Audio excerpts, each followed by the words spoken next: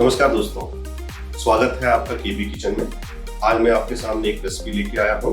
आज हम बनाना सीखेंगे कोकोनट मिल्क। तो फ्रेश कोकोनट से हम मिल्क अपने घर में कैसे बना सकते हैं। आप उसको कोकोनट मिल्क भी बोल सकते हैं, कोकोनट मलाई भी। चलो शुरू करते हैं कोकोनट मिल्क बनाना। हम लोग 2 नारियल लिए, उसको तोड़ लिया, अंदर वाली जो सफेद गिरी उसको इस्तेमाल किया, बारीक काट लिया मैंने, और इसको हम ग्राइंडर में मिक्स करेंगे और बारीक से पीसेंगे। और उसके बाद हम इसमें थोड़ा इसको ढक्कन खोल के पानी ऐड करेंगे। पानी ऐड करने के बाद अच्छे से पानी डालेंगे ताकि बारीक से फिर से पीस सके, और इसको अच्छी तरह से हम लोग एक बार फिर से ग्राइंड करेंगे। उसके बाद छन्नी से इसको अच्छा से छान लेंगे। छानने के बाद थोड़ा जो हमारे पास गिरी बची उसमें थोड़ा पानी ऐड करके उसको फिर से निकाल के उसको भी हम लोग छान लेंगे। आप लोगों को अगर मेरी रेसिपी पसंद हो तो आप इसको लाइक कीजिएगा, सब्सक्राइब जरूर कीजिएगा।